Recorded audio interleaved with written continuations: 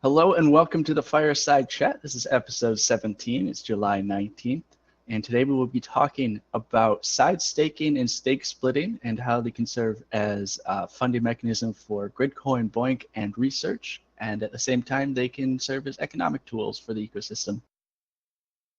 This Fireside Chat is a get-together of Gridcoin participants and anyone from any community who wants to join, talk about Gridcoin, cryptocurrency, blockchain, decentralization, education, technology, leadership, and analysis, BOINC, anything really. We're here to talk about neat stuff for the future that's related to the tech. It's hosted by myself, Jay Ringo. Down below, we got the Goblin Popper. Say hi, Goblin. Hello. Brand new mic. He's got that brand new mic. He sounds like a whole new person, doesn't he? Maybe he is a different person. And it's also hosted by I Like Chocolate. He is on fake sabbatical this week. He will be joining us. Hey. Hey, guys. That's perfect. He'll be back, if not next week, the week after. It is summer after all. Before we get into the topic, we've got the news. We got quite a bit of news this week, so we'll just get going. To follow up on the news topics from last week, we have the BOINC challenges that are hosted by CM. So thank you, CM. We have finished the GPU grid challenge. Gridcoin was on top, but Gridcoin is usually on top of these things because we have our huge network. So second place was BOINC at Poland, so we'll call that first place. And then after BOINC Poland was BOINC Italy, and then the Alliance Francophone got fourth place / third place. The challenge going on right now is Milky Way at home. Gridcoin again in first place, second place Planet 3D, third place the Alliance Francophone, and fourth place BOINC Australia. This challenge goes until July 22nd. Switch over to that project if you want to give us even more of a boost in that competition. And after Milky Way at home is Numberfields at home. That one starts on July 22nd and goes until July 29th. If you want to participate in that, just crunch that project during that time frame. These are just friendly team challenges in BOINC, not really connected to Gridcoin itself, but more related to BOINC. They're really fun. You get to compete with other teams, and it's bragging rights in the end. And then the other news from last week, the other update is from Startail, who runs Gridcoin's stats.eu, which is a very in-depth block explorer. So as always, thank you, Startail, for keeping that up to date and fixing all the bugs when they come up. And he also runs the faucet, which is connected to Gridcoin stats. And last week, there was an issue regarding getting faucets, the Gridcoin out of the faucet into the wallets, and that has been fixed. And he says hopefully it will be the last update on that error for a while because he thinks it is fixed. So grab that GRC from that faucet if you need. And moving on, we've got the BOINC workshop, which is it's a workshop of BOINC projects and administrators and developers. They get together once a year. I think this is the second or third one. It is the second one where Gridcoin will be represented at the workshop, and it is at Oxford between the 24th and the 27th of July, so it's coming up next week. And CM will be representing us again. We'll be talking about some of his pull requests from BOINC and just representing Gridcoin in general. So good luck, CM. Thank you for putting the effort and the money it takes to get out there and just put us out in the BOINC community. We wish you luck. Do us proud. And then we got some new news. WCG, World Community Grid, back on the whitelist. They, if you've been following along, had to do a legal review because of GDPR, and they eventually decided that they didn't need to do anything different. So they gave us access to stats again. So we've got it back on the whitelist right away. Shout out to GUK, Quez, and NeuralMiner for keeping up on the projects and just keeping everything moving smoothly. More BOINC project news. GPU Grid is having some issues with its Windows tasks. So they have been disabled for a few days. This was from a couple of days ago, so they might be working by the time you hear this. But if they are not, this is why. I will have the links to all of these news articles in the description below. So keep an eye out for that. We'll try to let you know as soon as they're back up and running. We've got Einstein at home, which is still GDPR'd. We are working to get them back on the whitelist. They are doing the tokenized system. We have everything we need from them. So thank you to Einstein at home for being on top of being on top of the process to get us what we need. We had to change some of the neural net processes to make our end match with what they require. And we are working hard at getting that set up. Hopefully that will be back soon, and we will let you know when Einstein is up and running with Gridcoin again. I think that's it for BOINC project news. For some Gridcoin news, we have the South Exchange vote, which is South Exchange is an exchange, cryptocurrency exchange that we've been looking to get on. It is run by a pay-to-play voting system, which many exchanges use. And we have been on their vote list for a couple weeks now. And we are currently, thanks to a very generous Gridcoin community member, Chicken Man, we are now in first place. So if we keep our first place position, we will be listed on South Exchange as soon as they get us up. The competition ends weekly every Wednesday. So we'll know if we're in first place next Wednesday. So there will be an update on that next Thursday of the chat. So quick comment on that. Is that compensation in GRC, or is that general financial compensation, like donation to get higher? It's Gridcoin. So each vote you put in, you vote by sending, or I'm sorry, it's Bitcoin. You vote by sending a certain amount of Bitcoin to the wallet address associated with Gridcoin as a voting, as a poll option.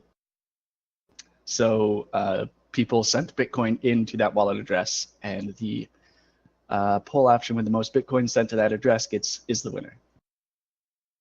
And I'm sorry, how much time do we have left in the poll? Until next Wednesday. We are currently in first place. The link will be in the description below for anyone who wants to keep up to date with it. They update the polls every day or so, so I don't think it's updated yet, but it should be updated by the time anyone's listening to this, or by tomorrow if you're here right now. And before Barton's going to say something about this, Barton is the person who set this all up, so huge thanks to Barton for keeping on top with trying to get us listed on new exchanges. Barton, did you want to say something? Yeah, I just wanted to point out that the page has updated. I think it updated at the UTC rollover, so we're listed as #1 with 689 votes. Second place has 514, so we have a solid 170 vote lead, 175 vote lead there. So what does a vote equal to?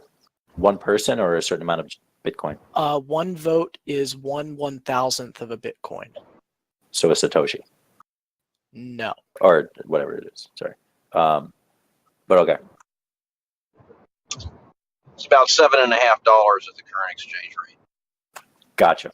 That's whoa.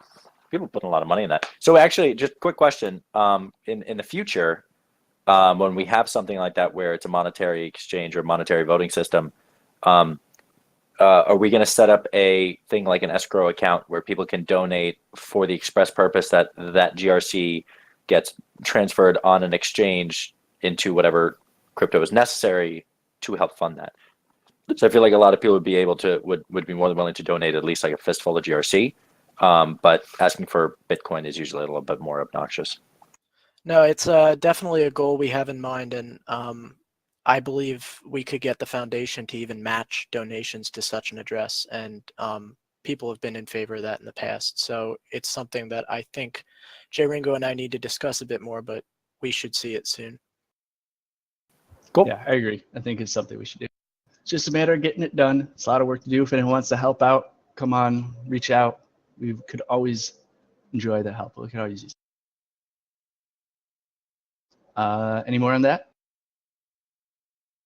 All right, then moving on with the news, we had a Gridcoin Leisure update I think it was this week or late last week. It's version 3.7.14.0, and there was quite a bit of back-end improvements in the client, a lot of depreciation of unused wallet options, wallet clickies, if you will, and some just general improvements. We're not going to go through them here because the list is very extensive, but I'll put the link in the description below and in the chat right now. And since there has also been a leisure update to 3.7.15, but that is a exchange-specific request. So you can just have 3.7.14 and you'll basically be up to date. Yeah, so but if you see 3.7.15 floating around, don't feel like you have to update. Just know 3.7.14 is where you want to be if you want the most up-to-date stuff. The mandatory, though, if you don't want to update on the leisures, 3.7.8, I think. Correct me or confirm. Barton, is it 3.7.8? It is, but I would not recommend that anyone run that. You really should be on really 3.7. Yeah. At least 0.10. That's the I agree. the one. Yeah. Yeah, because 8 and 9, we think we're contributing to the forking, even though it was not a mandatory to upgrade to 10 and above. So I really would highly recommend that people stay away from 8 and 9. Well, 9 also doesn't have a really functional neural net for Windows. That's nodes. right. Yeah. 10 was the fix for that. That's right. Yep. Awesome. Okay, so be at least at 10. It's always nice to be at the most up-to-date version. But awesome work to the devs for read the article. There's a lot of stuff that was put into this update. So thank you, devs, for doing all this work. It was all the PRs come from most everyone that's recognizable in the community who you've seen before. So it was a very inclusive update. Moving on, we've got some community stuff going on. We had actually, we were mentioned in a new video from Altcoin Analysis. It's a pretty good overview of Gridcoin and what we are, how we operate. There's some information that is not 100% accurate, but is 90%. It's close enough, and it's all together a very nicely put together video. So thank you to Altcoin Analysis for putting this together. Yeah, show them some love. I'll be posting the Steemit link in the description and in the chat now. They've also mentioned that from everything they've done, we are one of the most active communities they've seen from the lower market cap altcoin communities. So that is something to be proud of as a community, that we're just here to talk to people, and we recognize the work that they are doing over there too. So thank you to them. Here's the link. And moving on, we have GRC Pool, which is run by BGB, has reached 10,000 active members, which is a pretty intense milestone. That's a lot of people. Yeah, it's great. We're growing. We continue to grow, even if it's not at the rate that we were growing during the most recent boom back in December and January. We're still growing. We're still getting up there. And we also have another GRC pool, which is called Aricado. Someone correct me if I'm wrong. It's put together by a user SAW and then some numbers, which I can't remember right now. But it is great to see a second pool put out there in the ecosystem, which was built, I think, by BGB, or he helped SAU with some questions. But BGB runs this long-standing pool, GRC pool, and we thank both of them for their hard work and continued support of the ecosystem. Here's a link to that post. Aricado pool is what the second pool is called, and it's still new and it's still growing. So if you want to help grow a Gridcoin pool, reach out to them. I'm sure they would love to help. And then we have the GUI proposal and poll still going. That goes until August 1st. Get out there and vote. Currently, this is based off of gridcoinstats.eu. The client is the most up-to-date poll results, so these may be a little behind, but we have 270 votes, 176 for yes, 20 for no, 8 abstentions, and 3 rejections of the proposal. That breaks down to about 94% in favor, 3% against, 1% abstaining, and less than 1% rejecting the proposal overall. The total share weight, which is the metric we are using to validate the poll, is at 3.9%. It's $3, almost $5. And that has continued to go up. It needs to have 15% total vote weight participation to be validated. So do continue voting. The active vote weight shares, which is the newer metric that we use for CBR, and we are observing during this poll to see sort of how the results work out, is at 28%. And I'm not going to go into AVW right now, but if you have any questions about how that metric works out, come into the community and ask about, and people will be happy to answer. But to stress, the total vote weight is the metric we are using to validate that poll. We also have, oops, I forgot to link that. Here's that link.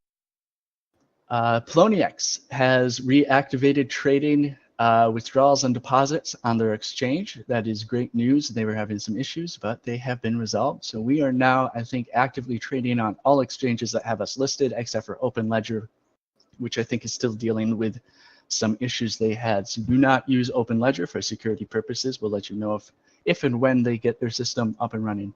But other than that, we are good to go on all exchanges that we are known to trade on. And I don't want to list them off the top of my head because I don't want to forget one. But you can find them in the community. Just ask and people will let you know. And I had one more news item. I do not, I screwed up the tab, so I don't know what it is. But that wraps up the news for this week. Does anyone else have anything Gridcoin related? We don't want to go into blockchain this week just because we have a lot to get done and we have limited time. No, but I will say with the announcement with the GRC pool getting to that kind of number, that's really awesome. But I will also say we have community members who are starting to develop other pools, right? We have that one other pool that has I think a couple dozen people on it at the moment. So if you're thinking about going to a pool, it's really cool to see that the GRC pool is getting to that size. But just to be fair and open, right, there are other pools. Check out all of them. Support some of the smaller ones and try to build a more diverse community as opposed to just kind of hopping on the one of them, or maybe diversify, do 2 workloads on and one on each or something. But yeah, just want to throw that out. Absolutely. It's nice to have a decentralized pool system moving. Anything else? All right. Oh, Barton was kind enough to list all the exchanges we are trading on right now. So here they are. We have Bittrex, Pythonix, Trade by Trade, CSEX, which is on vacation, BOINC, and FlipMe. So if you want to pick up some GRC, or if you want to sell some GRC from your hard crunching, hop on one of those exchanges and get it done. And at this point, we have a new section that we started last week, where we open the floor up to anyone. We have 5-10 minutes if anyone wants to bring up a topic that they want to hear input on from anyone who is here. And if not, we can just go straight into the main topic for this evening. All right, well, we will go straight to the main topic then. If you want to bring up a topic for next week, just have it on deck for this part of the podcast, and we will open the floor up again next week. Yeah, so the main topic this week is something we have loosely covered in the past, and I'm hoping to get a little more in-depth this week because they are, I think, great tools for any blockchain, and I think they will become a little larger in terms of use as the technology develops in the ecosystem. They are called side staking. Well, they come from a crypto community called Pythonix, which is a philanthropic community. Go check them out if you want to learn more. They're a great community. I've chatted with a couple of them before, very friendly people, and a blockchain that's been around for a long time as well. So check them out, but they have this thing called side staking. And they have, I don't know if they have a name for it, but what they might call staking pools. So for this discussion, we're going to call side staking and stake splitting. So what we call stake splitting is what they call side staking. And that is what we have talked about before, which is the idea, the psychological concept that if you can donate automatically, you are more likely to donate. This is a concept that's been around outside of crypto for a long time. United Way is one of the charities in the US, at least, that does this automatically. The way United Way works, as I understand it, is you can automatically take some money from your paycheck and donate it to United Way without having to go through a process of clicking or sending a check or whatever. And when you are able to do that, to sign up for like 10% every month or whatever, and it charges your credit card or takes it straight out of your paycheck, you're more likely to do that. Actually, I just thought of this. NPR also does this. You can sign up to automatically donate from a specific credit card every month. So you do the one-time sign up and then you donate every month without having to think about it. So the way that this works with Pinkcoin and the way that I would picture it in Gridcoin as auto or stake splitting is basically that. In the wallet, you have the option to split your stake rewards into several different addresses. Some of them could be your own address. Some of them could be for other stuff. So for example, you can have an address for specifically your savings. You can have an address for your kid at college where you stake 10 GRC, 2 GRC automatically goes to their address. It's a way to fund other things. On a larger scale, you could set it up for development, or Gridcoin development could have a side stake or a stake split address where you get 10 GRC, 2 GRC automatically go to that development wallet or that marketing wallet. Or maybe there's a BOINC project where they set up an out-of-stake address or a stake splitting address where you get 10 GRC, you send 2 or 3 over to Einstein at Home or Rosetta or SETI, and it helps them fund. It's a simple way for them to get donations without having to go through their website every time you want to donate. And as blockchain becomes more regulated and more accepted, I would say with confidence that this will become stuff you can write off as a charitable donation, but we're not there yet. But that is something we can look forward to in the future. I'm speeding through this part of it because we have covered it before in several other episodes. This concept of just splitting your rewards, even your research earned rewards, among addresses that you just set up in your wallet, and it does it automatically. So since I did breeze through that very quickly, are there any sort of questions on that, or how that would operate, or why? No, but I will say that in the future, for things like taxable donations or figuring out the amount that you gave, that would have to be a fairly robust audit system to track the price and the time and day you sent things and how many you sent during certain days. So I think we are a little far off from there, but I think that'd be a really, really cool thing at some point in the future in the next 5 or 10 years. Absolutely, yeah. That's well down the road for exactly the reasons you said. All right, so if that's stake splitting, then what is side staking? And what we're calling side staking is what Pinkcoin is calling, or what they have set up as staking pools. And they're related to contracts, right? So let's look at the foundation as an example. The foundation is a pool of GRC that stakes that GRC and earns more GRC from staking it. So they have a system where they're continuously getting more funds that they can dole out. So they could technically say, let's say they make 400,000 GRC a year. They could spend 400,000 GRC a year on development or outreach or marketing or whatever they want, and still maintain that pool of funds and not dip into it. And every year they could give out 400,000 GRC.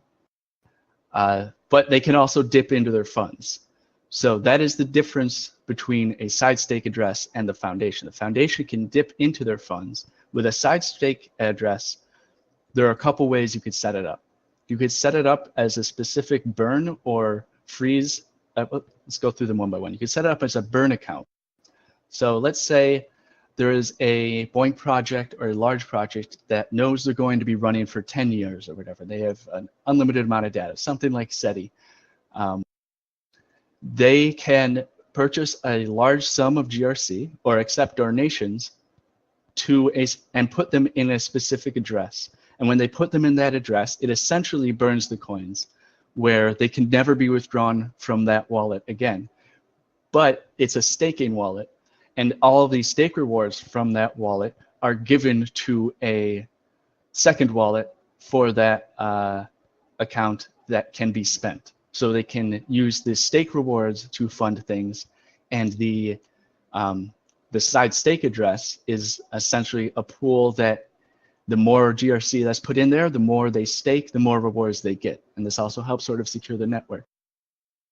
So that is the first way, a burn address. The second way would be a contract address or a freeze account. So let's say it's a large project like SETI again.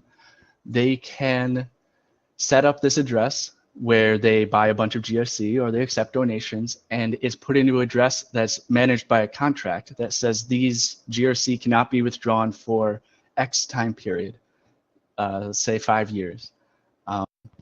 During that time, they can still access the stake rewards and use those stake rewards, but they can't access the pool funds until that time is up. And this is a concept that's used in a lot of ICOs and IPOs even before cryptocurrency, where when you buy an IPO, when you buy a stock, you can't trade those shares for X amount of time. A popular cryptocurrency that recently did something like this is Ripple. Ripple's foundation said they are going to freeze a large amount of Ripple for X number of years. And what that did is it said, all right, we see that this, the foundation is here for the long haul, because they're sitting on a lot of money, but they can't spend that money. So it's sort of an indicator of entity's commitment to the network, to the ecosystem. And at the same time, it takes, both burning and freezing takes coins out of trading circulation, which increases scarcity, which creates an economic tool to control inflation and to help create stability in the network in terms of price. And so that's a freeze contract. The the third method is a contract that is based on conditions. That's the word I'm looking for. So let's say there's a developer or an organization who wants to develop a large mechanism, a large protocol enhancement to Gridcoin. Let's say a new port of the neural net. As an example, it could be something like maybe there's a different platform besides BOINC that wants to develop a way to use Gridcoin's network and reward participants with Gridcoin, but they need to develop this huge thing. So they buy GRC and they put it in this address, and they can't spend that GRC until their product is completed or any sort of condition put into the contract is met. So it freezes the coins, but instead of using a time variable, it uses other conditions in the contract. So it has the same effect as a freeze account, but the condition to release the coins to the people who have ownership of those coins is different from a freeze account. So those are the three different systems of a side staking system, three different structures of a side staking system that I can think of at the moment. I'm sure there are many others that other people will come up with. And we can use the combination of this side staking address and stake splitting and just general donations to create an entire treasury system for Gridcoin, for BOINC projects, for research. Let's say a researcher says, I need funding to get this thing done. So donate to me, stake split to me, and this donation will be frozen until the conditions of the contract are met or until a certain amount of time. And I'll use the stake rewards to fund my research in the meanwhile. So it creates a very useful tool, which is a treasury for an ecosystem and for entities. We can do it for Gridcoin, where donate to the development pool. These funds are frozen until X number of time, and in the meantime, we're using the stake rewards to fund development, to fund marketing, to fund outreach. So again, because we're short of time, I'm going through this very quickly. I hope I made it clear enough for people to have questions or comments on it. We are short on people this week, but does anyone have any thoughts on what I just described? I just wanted to say that on the last contract you were talking about, I think what you were talking about is a Oracle decided contract, like where there's an independent third party that decides whether the condition has been fulfilled to release the funds. Yeah, but because we're blockchain, there is no third party. The third party is the code. It's in the protocol. Those are more complicated to set up than just a time variable or just a simple burn address. But yeah, essentially in principle, it's the exact same thing, yes. Yeah, because if the contract, if a smart contract, which is really what we're talking about, has programmable conditions, and you're going to allow that contract to be injected. It's essentially what you've got to be able to do is be able to inject rules into the contract, into the blockchain. Those rules could be somewhat arbitrary, but they have to be validated. And that's the problem is that when it goes to all the different nodes to verify the contract's been executed properly, are the rules constructed right? So that's really the rub always with these smart contracts, right? Is the weak spot is in how the rules are interpreted by the nodes. Absolutely. And then, because there's no actual third party. You're quite right to be the arbiter. So if the code's done wrong or there's buffer overflows or other types of issues, you can break the contract, which is a big problem, right? That's the challenge with it. So. Yeah, and that's the challenge with smart contracts in general at this point in time, even in Ethereum. They're still very new, and they're growing. Like, there are new ERC protocols coming out every day, because ERC 20 is not the end all. So they're constantly improving smart contracts. We don't need to be the community to create the ironclad smart contract, but once it is out there in the community, it's definitely something that we can adopt for the Gridcoin protocol. For example, I think that's right. You let some other folks work out the kinks, and then we, once a lot of the kinks are worked out, we can then appropriate it, right? I think that's exactly the right idea. So yeah, and the way Pinkcoin does it, they don't do the smart contract part. They do a burn account, where they sort of have a contract involved, but this is my understanding of it, where they have set up this account and people donate to it, and once it reaches 1 million pink, then it's given the privilege of staking on the network, and then they have access to those stake rewards. So that's sort of a contract for initiation of the stake rewards. And then there's no release of those pool funds. So those coins are permanently taken out of circulation, but the stake rewards from that address are given to that side stake account. And I think that is one of the simplest ways to set up, and it's worked in Pinkcoin for an extended period of time now, and it's something I think we could bring into Gridcoin, not short term, not mid-term, but mid to long term. It would take a lot of looking into it, and we'd have to take devs looking at the stuff and seeing if it's even something we can do in the Gridcoin protocol. But I think it's a great way to combine funding with an economic tool, which we have talked about before, which is how do we combat inflation as an inflationary currency? And this is one way to create this, what we've called artificial demand for our system, which is a free-to-play with crunching, but in terms of getting a project set up. But for these larger companies who might want to use our network, or for these larger projects who might want long-term funding, it seems like it's something that would attract them as both investors and people who want to use our network, our power. And the main issue I see with it, and if anyone has any thoughts on it, interrupt me at any time, but I will keep going. One of the main issues I see with it is how do you choose who gets one of these addresses? Can anyone set one up, or do you have to go through a verification process, and do you have to get voted in by the network to get one of these, what's essentially a giant node? Because if you get enough donations, you are going to be a large staker on the network. Like the foundation, if it's staked 24/7, it has 30 million coins, it would be producing a lot of the blocks. So does there need to be some sort of system to control that sort of stuff? I'm not sure. Goblin, do you have any thoughts before you gotta go?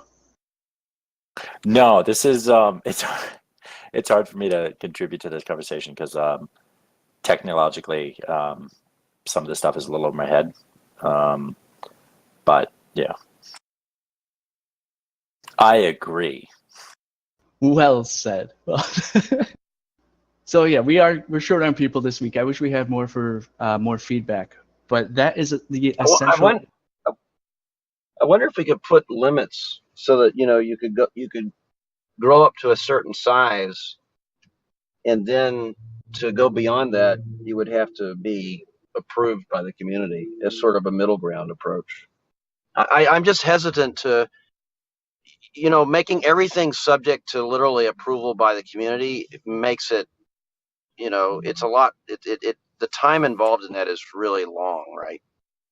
And so smaller type of transactions that don't involve a real shift in network security due to the amount of weight that's involved in it, it would seem to me like you ought to be able to do those without entire community approval. But there should be a limit to it. I don't know. That's my reaction to that. I'm somewhere in between. I think that's that's similar, that idea to what we've talked about before with like tiered BOINC projects, where essentially, yeah, if you could have an intro tier for this side stake address, anyone can set up one of these addresses up to X number of GRC, and if they want to be approved for more than just a random number, more than 1 million GRC in their address, then they have to go through the approval process. They have to say why they want to be such a powerful node, why they need that many stake rewards to fund their endeavor, to fund their project. Yeah, I think the distinction is it's not necessarily a network security issue in terms of like someone acquiring a massive balance and threatening the proof of stake system, but it's more of like a keeping people honest and making sure people aren't abusing the system. Yeah, I think that's right, Barton. And it's a voting power question, right? Because then, I think the address that's associated with that wallet that's going to represent this collection is effectively a voting entity, unless we choose to change the voting system, which I know there's been a huge amount of discussion around that, but which is related to what you're talking about, right? So it's not just it's really about the influence in the community, and then who's behind that, I think, is what you're getting at. I think that's right. I mean, it certainly wouldn't be out of the question to say like, hey, this address is labeled as a side stake address. It either can't vote or its votes are invalidated, right? Yeah, I think that's another way to solve that problem too, is just to prevent those addresses from being able to vote at all, which makes them ex officio, right? So yeah, it solves the problem right there. Or maybe even able to vote up to a specific amount of weight, and then cap it after a certain point, if that's even possible. The easiest way would be to say this is a special address, it can't vote. But if someone's coming in and dropping in like, I don't know, $10,000, $15,000 to set up a project that's going to give them, if with CBR we maintain the 1.5%, that gives them $1,000 to $2,000 in rewards every year for funding, then they should maybe have like a sort of say in the network, but they should not have, I agree with you guys in that they should not have the ability to overpower the network in terms of voting decisions.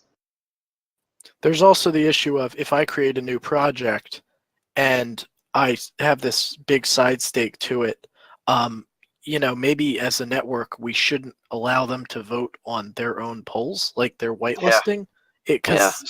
Self-dealing. Yep. That's an interesting point. Yep.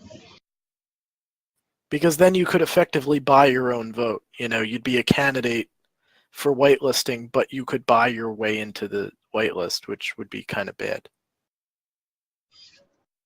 No, I agree with that. So that would be a way it interacts with BOINC projects, which I think is the way it would be used in the beginning.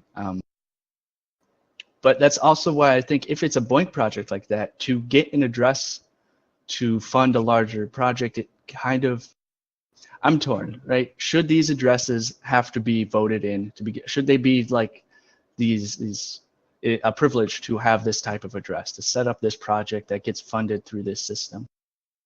The way Pinkcoin does it is they have a set number of these pools that can do this sort of thing. And I don't know what the process is like for other entities who want to set up that sort of system. But I do know it's not anyone can set it up. I'm pretty sure no, not everyone can set it up. You have to go through a process. I'd imagine it's your classic centralization versus decentralization debate. You know, obviously you want the system to be as decentralized as possible, but you also have to have some degree of control over who can create and who can deploy these. Yeah, similar to how we do the whitelist right now. Yeah, although you could imagine it could be done via protocol, right? So if you created a specific type of poll, and obviously there's all sorts of coding work involved in this, but you know, if you created a certain type of poll that would be tied to that type of a thing, you could condition the creation of that on the results of the poll by protocol, right?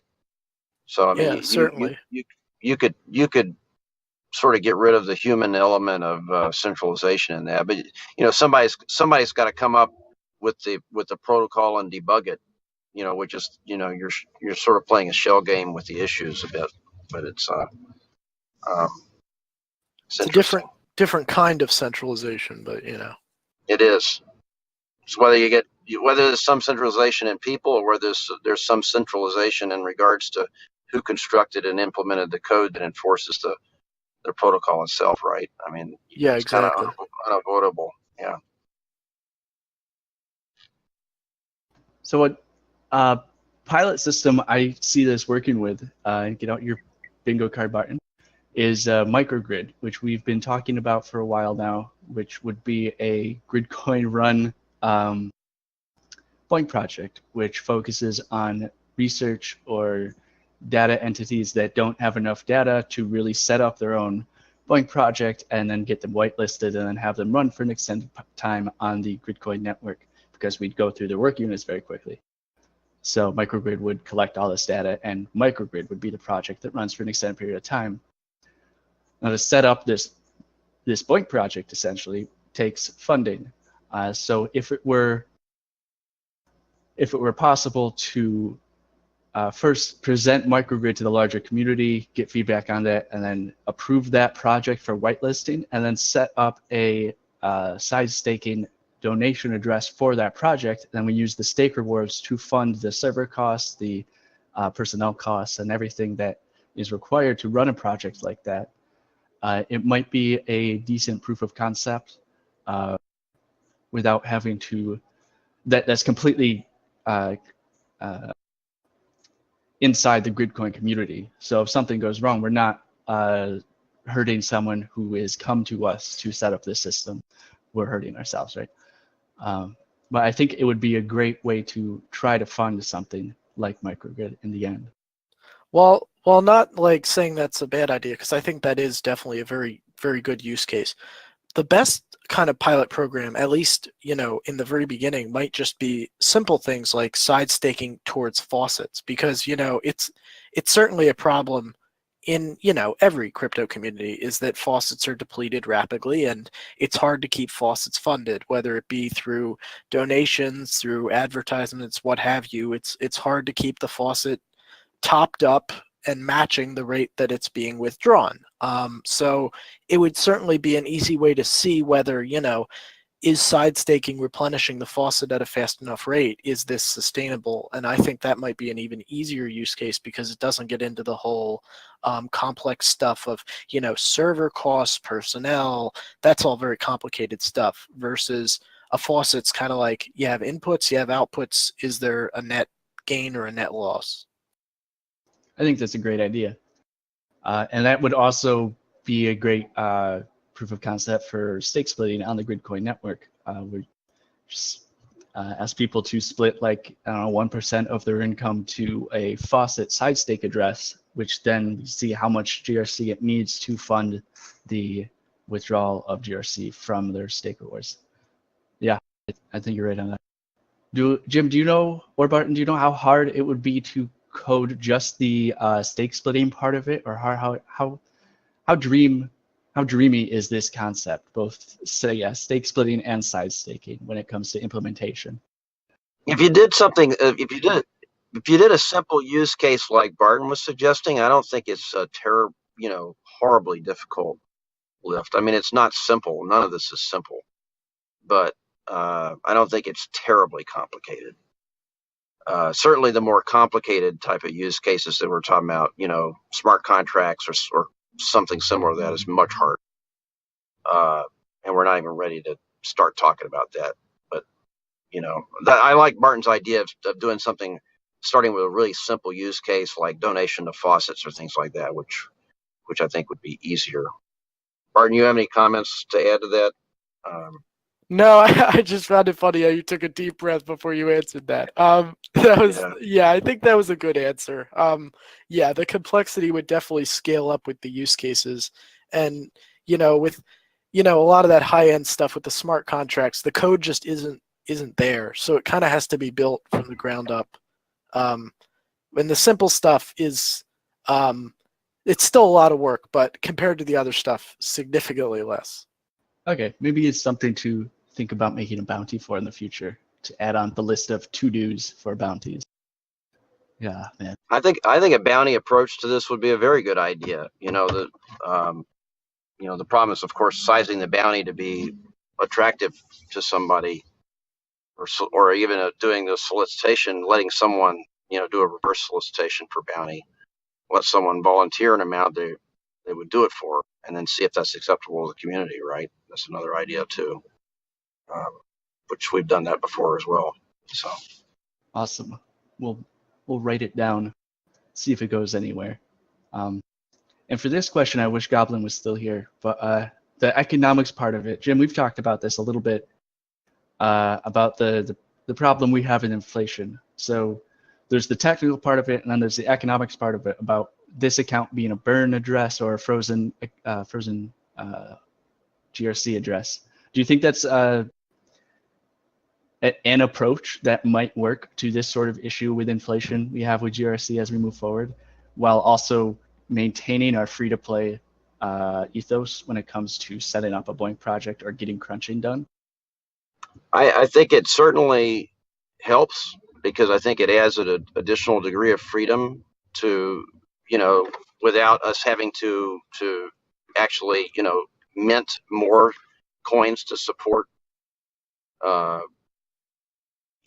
payouts, which we've already talked about the fact that at the end of the day, when we convert to CBR, the coin is going to become the inflation rate is going to decrease over time, right? And same thing is true of the research pool, or the research amount paid out per day is going to become a decreasing rate as time goes on, unless it's changed. And at the end of the day, as the network gets bigger, the economics around the network have got to get bigger. There've got to be other mechanisms to improve the flow of coins and improve utility, and it's got to go beyond just what can be minted by literally creation of coins out of thin air, right? So I think this is one mechanism. I don't think it's going to totally address the economics issue in the future, but I think it certainly starts to get at some of the underlying things that we're going to have to worry about as this scales up. Does that make sense? Yeah, absolutely. I think it's definitely easier, especially with CBR, because you're working with, a flat number. So you say 10 Gridcoin a block, 960 blocks a day, 9,600 Gridcoin a day from proof of stake, versus the current state, which is 1.5%, which you could say on an average day is this amount, but really it's not. It changes every day depending on how many whales are online, what big balances are staking. Some days are higher than others. So the way it stands right now, the inflation rate from day to day can vary rapidly. Over the course of a year, it's relatively flat, but on a day-to-day or even week-to-week basis, inflation changes at really unpredictable rates. And with CBR, that won't really be a problem, because it'll be static. As Jim was saying, we'll have decreasing inflation rate as the coin supply grows, which would help with things like burning, freezing to reduce inflation, because it's predictable enough that you could say, you know, by burning this amount of coins per day or per stake or what have you, you know, you could reliably say that you're getting rid of this percent per each time you do it. Yeah, I think that makes sense. It's well said. Another part of it in terms of the ecosystem building that I think would be a pretty big benefit to the larger network is the burning and the freezing part of it. So let's say you have an institution, university, and they come in with a large project. Let's just use SETI as an example, because SETI is going to go on forever unless we find something. But SETI or Colex, and they come in with a large amount of money, a lot of investment in the project, and those coins are now burned or frozen. That's essentially saying they have invested this amount of money with the intent to make it back over a X number of years or months, depending on how much they put in, and then to make more than it over time. But it shows a larger entity putting in an investment in a network that they have faith in. So it adds to the faith and belief in the network by perhaps larger entities who are looking for an ROI in the long run to use that ROI for a project in particular. Does that make sense? Yeah, I agree. Yeah, I do. And if it locks those funds up in essentially a contract or frozen state, it also takes them out of circulation, right? Which also removes another problem with inflationary currencies that are not keyed to underlying utility. So that's another good effect, I think, at the end of the day. Yeah, I think the easiest comparison to what burning or freezing does is like a CD at a bank, right? If you put a CD, if you open a CD account at a bank, you're saying, I'm giving you this money, I'm not going to take it out for X number of years. So the bank knows it can use that money to do other stuff, but they also give you a larger reward in the long run. Is a close metaphor. It's not exact, but it's a relatable metaphor for a lot of people, I think. No, I think that's exactly right. And by the way, you know, just as a general statement, I mean, I think that what's interesting is that I think what we're going to find is we're going to be, as we develop in the blockchain world, we're going to be reinventing the patterns that we've seen in the traditional finance system in other ways, but accomplishing similar objectives. It's just done differently, right? It's done with consensus. It's done with decentralization in mind. But, you know, essentially we're solving a set of problems that were solved long ago in a different way in the traditional finance system. So it's no surprise that we're talking about things that solve similar problems, right? Because, you know, those have got to be addressed at the end of the day. It's just we're doing them in a different way, a much better way, I think, by the way, at the end of the day. So absolutely, that's what I love about blockchain tech. So it's redefining things that, I mean, just obviously would be better if they weren't centralized, but they didn't have the ability to make them in a not centralized way when they came up with the system, so they did it the way they could. And now we have the ability to do them in a decentralized consensus model, and it's the way we're going to change it is inspiring to me, at least. I'm glad you said that. But it also, the concept of what a CD is raises another possibility with this. We could, with a side stake address, maybe you have different privileges or different rewards than a standard node. If we're limiting them in a specific way in terms of vote power or total GRC possible in this address, maybe we can reward them when we need to in the ecosystem. Say we need, or we would like more investment in side staking addresses. We could increase the reward for these types of addresses, or say we're sort of overheating in terms of that part of the ecosystem. We could reduce the rewards in new accounts or something like that. It gives us another thing to play with when it comes to the economy of our network, which I haven't thought through completely, but it sounds like it could be interesting. Whether or not it would work is a whole other thing. In the end, I think these are tools that have been shown to work in another network in the blockchain community that has been around for a long time and has been doing great things in terms of philanthropy and community building. And it's something that I think as we continue to grow over a course of time, not anytime soon, we have our own things that we need to build first. But as we continue to expand and grow as a network, maybe these should be in the back of our minds in terms of what Jim was saying before. When we get to this, when we grow to this level where these things become an issue, these could be solutions, or these could be tools that we can build to help our network become a larger player in the grand scheme of things. And they're how they work in BOINC that's been vetted. How they would work in Gridcoin, it remains to be seen if they could even be brought in. So it's something that the community, I think, could discuss and come up with different ideas about how they would work with our specific model over time. And I know there were some people who couldn't make it today who are looking forward to hearing what exactly how this is. So I look forward to hearing responses to it and just reactions in general. But yeah, unless anyone, I mean, there's 3 of us here today. So unless any of you have more thoughts to add on this, that's an hour. That's the whole episode. We could just wrap it up here. Awesome. So yeah, that's side staking and stake splitting as I see them and as BOINC has shown. I think there are a bunch of issues that still need to be addressed and probably a bunch of benefits that could be drawn out of the concept. So I look forward to more conversation on this sort of development moving forward. And also, again, shout out to CM for going to this BOINC conference next week. Good luck, man. I hope you report back like you did last year. I can't wait to see what goes on.